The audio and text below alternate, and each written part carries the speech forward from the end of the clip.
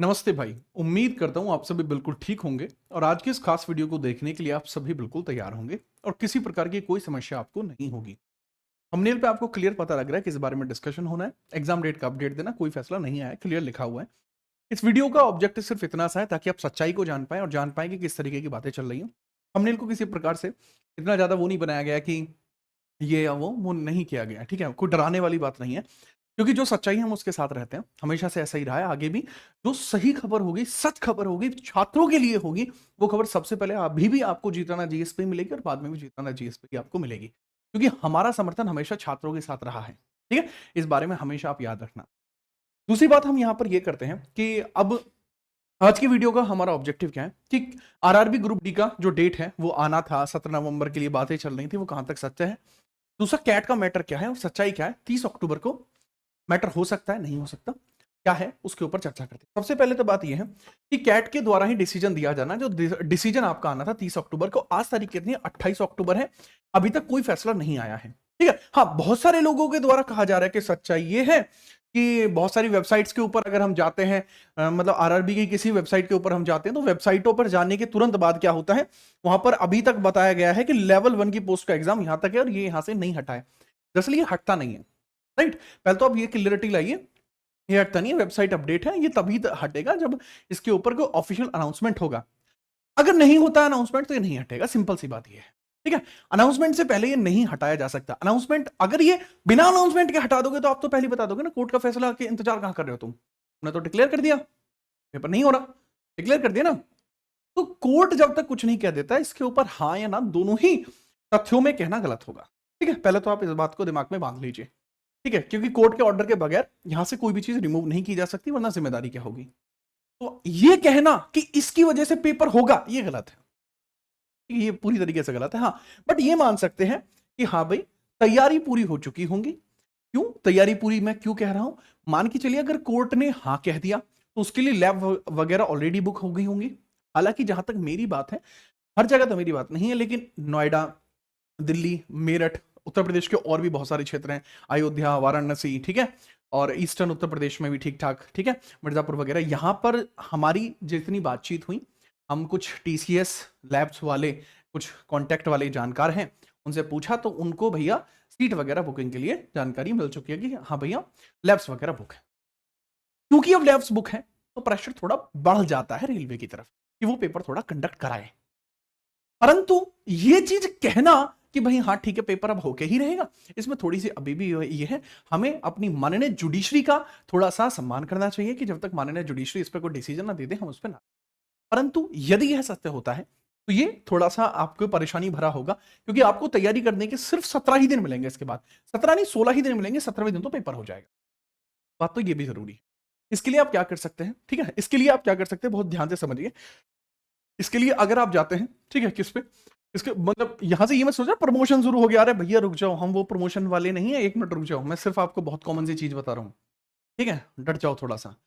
अगर आप जाएंगे यूट्यूब के ऊपर जाते हैं तो आप लोगों के लिए ना प्लेलिस्ट के अंदर, ठीक है, प्लेलिस्ट के अंदर ये एक कोर्स क्रिएट किया गया था, ठीक है। ये कोर्स में आप जाएंगे तो कोर्स में आपको एक तो आरआरबी ग्रुप डी का कोर्स देखने को मिल जाएगा, जिसके अंदर भी केवल 5-6 लेक्चर्स है, जिसमें मैंने बताया कि कवर कैसे कर सकते हैं, और इसके कुछ मॉक टेस्ट वगैरह और कुछ टॉपिक्स वगैरह यहाँ पे कंटिन्यू कराए गए हैं।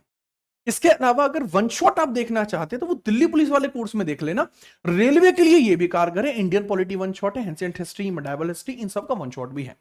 बट सबसे जरूरी बात क्या होती है कि अगर ये बात सच हो गई तो उसमें फिर दिक्कतें बढ़ जाएंगी, फिर आपको चाहिए होंगे क्वेश्चंस, वो भी धमाधम, और वो भी लेटेस्ट, कि अगर पेपर होगा तो भैया ये समझना छाती फाड़ ही पेपर होगा, तो उसी तरीके का कंटेंट भी आपको चाहिएगा।